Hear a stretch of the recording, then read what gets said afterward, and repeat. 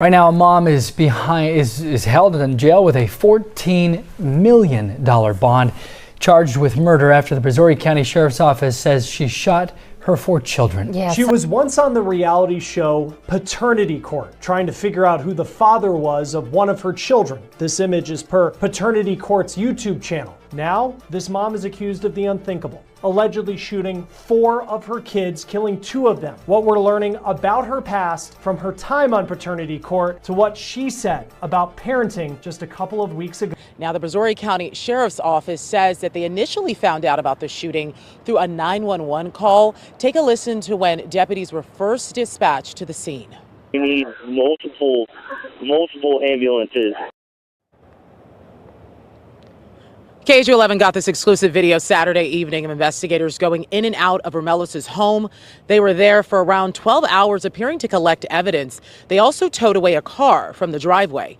Neighbors tell us Romelos lived only at this house for about a few months. Many had not interacted with her at all. Residents are feeling uneasy after learning Romelos is accused of shooting her 4 children and killing 2 of them. Houston. We've been burning the midnight oil on this ever since this dropped, right? So I can assure you we're looking into this. But then we received the court documents that have shown what Romelos allegedly told detectives after they took her into custody. Now, according to these court records, Romelos was asked whether she wanted to continue talking with authorities, and she said yes. Now, at first, when she was asked why she called 911, she said she couldn't talk about it. But when she was asked again about calling 911, she allegedly said, quote, "Instead of them doing it to me, I'm going to do it to them." Then, when the investigator asked, quote, "Do what?" Romelos allegedly said, quote, "Kill them all." Romelos then said she didn't call 911. She allegedly said she called, quote, "the devil." As Romelos continued talking, she said that she was ready to work, which detectives write in the court document that it just didn't make sense. Romelos did allegedly say that she had 4 children and said their names and their ages correctly, but when asked where they were, she allegedly said, quote, "the devil." When asked what she meant by that, she said, quote, "they're dead," and quote, "'cause you can't take me without me taking you." Now that I think about it, I really blame you motherfucking weak ass hoes for letting these niggas motherfucking think they can play with real bitches. March 2025. A gas station in Brazoria County, Texas. A 911 operator receives a call that will haunt everyone who hears it. On the other end of the line is Oninda Ramelis. She's calling to report what she just did to her 4 children. Kill them all. Those 3 words came from a mother about her own kids. She tells the operator her children are with the devil, that they're dead to me. When first responders arrive, they find a scene that confirms their worst fears. 2 of Oninda's children are already gone. The other 2 are fighting for their lives, in critical condition. This is a mother who pulled the trigger, who made the call herself, who showed no hesitation in her words. But here's where the story takes a turn that nobody expected. Pull up Oninda Ramelis' Instagram, and you see something completely different. Designer handbags, nights out at clubs, happy hour posts with friends, brunch spots with mimosas and perfect lighting. She's living the baddie life, the aesthetic, the confidence, the success. Scroll through her feed, and you'd think this woman had everything together. But when investigators search her home, they found a different story entirely. Fake IDs, not just 1 or 2, stacks of them. Multiple social security cards, all fraudulent. Oninda wasn't just living a double life on social media. She was running an identity theft operation. Her arrest record wasn't clean either. She'd been picked up before. She even appeared on a reality TV show about paternity drama. Her personal life playing out for cameras. The men she dated, some had serious criminal backgrounds. 2 versions of Oninda Ramelis existed at the same time. The Instagram influencer and the fraudster, the devoted mother in photos, and the woman accused of shooting her children. Which one was real? Maybe both. Maybe neither. So here's what we need to figure out. How does someone go from posting about their night out to shooting 4 kids at a gas station? What breaks inside a person to make that leap? Investigators think it might have been a breakdown, a psychotic episode, something that snapped in her mind. But Was it really that sudden, or were there signs nobody caught? Because when you go back through her social media, some of those posts read differently now. Cryptic messages, dark undertones, hints that something wasn't right. The problem is, nobody stopped scrolling long enough to notice. She was flaunting wealth she obtained through fraud, building a lifestyle on stolen identities and lies. That kind of pressure doesn't just disappear. It builds. It compounds. And her 4 children were caught in the middle of whatever was collapsing inside their mother. Oninda Ramelis might be the darkest example of that gap between appearance and reality. Drop a comment below. Have you ever known someone living a double life? Someone who seemed fine until they weren't? Make sure to hit that subscribe, because what comes next gets more complex. The fraud, the warning signs that were ignored, the investigation that's still active, the children who survived and what they might remember. Hit that like button if you're ready for this breakdown. Let's get into what really happened. Yesterday, Brazoria County deputies responded to an unthinkable, unimaginable tragedy. This event has shaken our community, and we are all feeling the loss. While this remains an active investigation, I do want to share what details with you that I can at this point. Evidence indicates that the driver of the vehicle identifies as a 31-year-old Oninda Ramelis. She's the mother of the 4 children involved. All 4 children have sustained gunshot wounds. Sadly, a 13-year-old boy and a 3-year-old girl did not survive.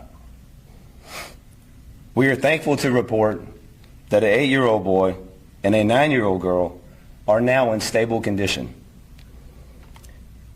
We believe that the evidence shows that this tragedy has occurred inside of the vehicle, and that Ramelis, the mother of the children, is a shooter. At 4:48 a.m. yesterday, Ramelis called the Brazoria County Sheriff's Office. When deputies arrived, they immediately began providing lifesaver measures to each children until medical help could arrive. The 2 surviving children were life-flighted into a Houston area hospital, where they remain in stable condition. Ramelis was later arrested and charged with 2 counts of murder and 2 counts of aggravated assault with a deadly weapon, with a total bond set at $14 million. Ramelis is a current resident of the Montgomery County here in Texas, where Sheriff Wesley Doolittle is the sheriff there of Montgomery County, and he is here with us today. His office has assisted us with investigative tasks that have taken place there in Montgomery County. Our investigators, along with responding agencies, continue to collect and analyze evidence in this case and in this ongoing investigation. I also want to thank the people of Brazoria County and our surrounding communities. The prayers, the messages and support shown for these children, and also for the first responders involved in this, mean more to us than what words can express. It is impossible to make sense of a senseless tragedy like this, but we will do everything we can to seek justice for these children. I will now open this up for a few questions. However, before I do want to be clear that there are still many details that cannot be released at this point, okay? So, you have any questions? Yes, ma'am. Jay Wan with KPRC. I was wondering if you happen to know exactly the location where the shooting took place? Again, that is part of the ongoing investigation that we're still looking into. So, you mentioned that she called 911. Can you explain a little bit more about that? At what point did that happen? At what point did what happen? She called, yes, she called 911. I believe the time was, what, 4:48 a.m.? Is that what I said? Yep. Well, yes. What did she say exactly when she called? She called and our deputies responded. She called and she gave us information that we needed to come to her location. We didn't know exactly what we were responding to at the time. I'm sorry, short classification. Can you share what investigators found at their home in Montgomery County? And that was their permanent residence there? Yeah, that's exactly where her permanent residence was. Again, that's part of the ongoing investigation. That's where her residence was, so that's why we went to that residence. Did she have any criminal history, or is there any? Again, that's part of the ongoing investigation that we continue to look into, and I can assure you that we will do everything in our power to find justice for these children. Have the two surviving children been interviewed, or are there plans to interview them and get an understanding of what they saw? Can you ask your question again? Have the two surviving children been interviewed, or is there plans to? Yes, they have been interviewed. They're going to continue to cooperate as well. Yeah. Is she a parent that has sole custody of the children? I'm not going to mention much about the custody situation. There's a lot of things that are still it's an active investigation. Okay. Sheriff, would you have an active investigation? We understand there's not a lot that you. There really is not. But a lot of folks are just wondering, what went wrong here? Right. Is there anything that you could share with us, just as far as what went wrong here? Like I said, at this point, this is still an ongoing. However, what is most important is that our team is working on this. We've been burning the midnight oil on this ever since this dropped, right? So I can assure you we're looking into this, and there is a lot of stuff that is not able to be released at this point. So, all right. I got one more question. One more question. I got to get you guys back to work. Are you able to share what kind of weapons recovered, or was there a weapon recovered? I'm still, like I said, it was a weapon that she did utilize, and she did shoot. I'm not going to tell you all the calibers and all the details of it. There's not time for that. Hey folks, I'm sorry, I just said we had one more question left. I got to get these guys back to work. I'll answer any additional they have. Any indication, you said that the mother lived in Montgomery County. Yes. Why was she in Brazoria? Can you release that information? What brought her here? I can, again, that is part of the active and ongoing investigation that we're looking into. I apologize. Thank you.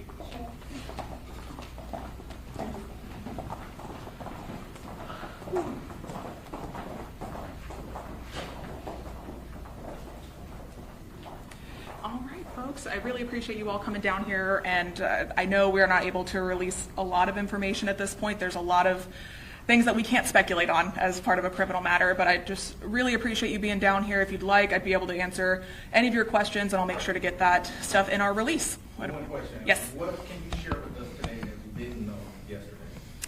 I think the biggest thing that we didn't have information of yesterday was where this event occurred. The sheriff did say it in his statement, but we do know that it did occur inside the vehicle at this point.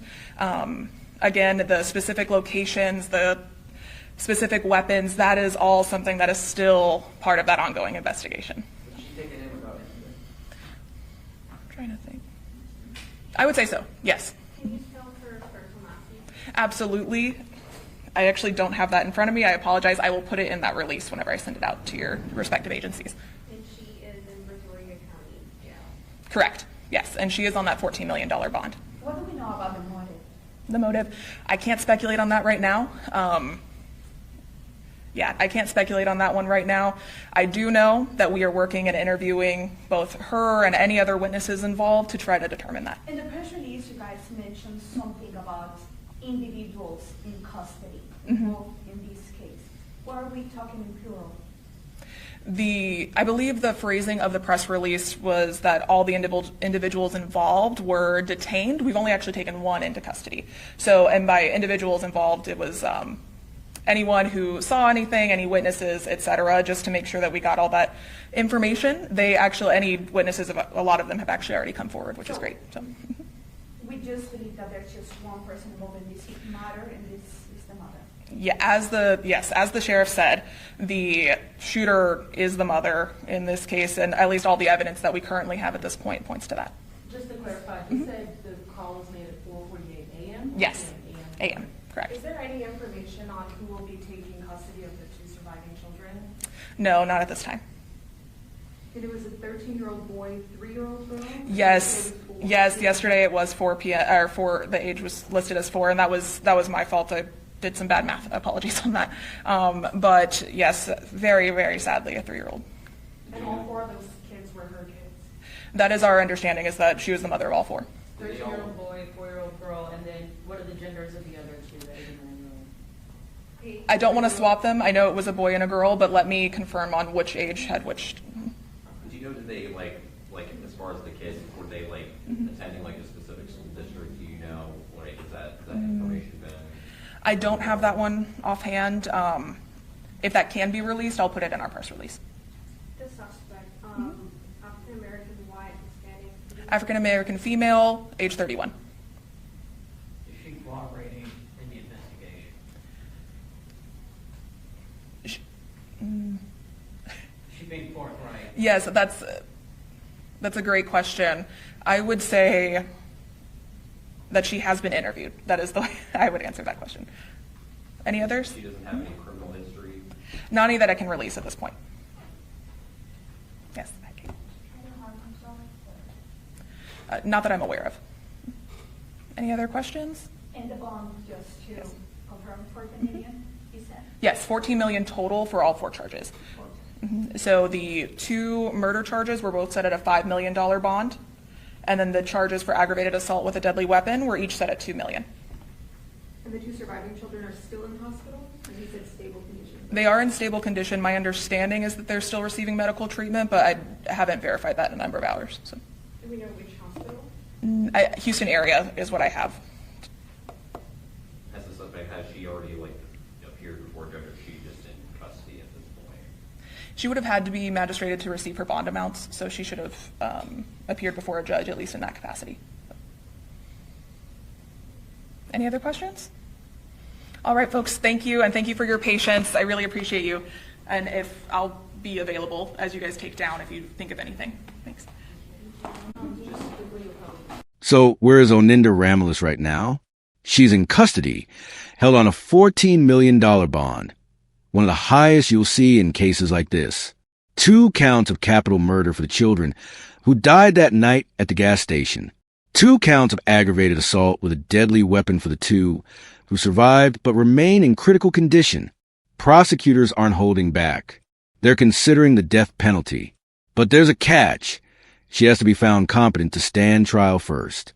Investigators believe she may have experienced a breakdown or a psychotic episode that night, something that caused her mind to fracture. That evaluation will determine whether this case goes to trial or takes a different path. No official motive has been released yet. The investigation is ongoing. They're still collecting evidence, still searching for answers about a possible 5th child. The 2 survivors face a recovery that goes beyond their physical injuries. The trauma of what happened, what their mother did, will follow them forever. This case doesn't offer clean answers. It leaves you with questions that don't go away. How does a mother look at her children and pull the trigger? Was it the weight of living multiple lives? The stress of fraud catching up to her? A mind that broke under invisible pressure? We may never fully understand what happened inside Oninda's head that day, but we know 4 children didn't choose any of this. They didn't ask to be born into their mother's chaos. They didn't create the fraud or the double life. 2 of them are gone, permanently. The other 2 will carry physical and emotional wounds for the rest of their lives. Brazoria County, Texas won't forget that gas station, that night, those children. And if you scroll through Oninda's Instagram right now, those posts are still there, frozen in time. The designer bags, the happy hours, the smiles, a version of her that existed while something darker was growing underneath. Or maybe that version never existed at all. Maybe it was always performance, always facade. This case hit hard, and I know it's heavy. What do you think happened here? Was this a breakdown, or is there more to the story? What state or country are you watching from? Drop your location and your thoughts in the comments. If you want updates as this case moves to trial, subscribe and turn on notifications. Hit that like button if this breakdown gave you perspective. Share this video because these children's stories need to be remembered as more than headlines. Stay aware. Stay safe. Look out for each other. Thanks for watching.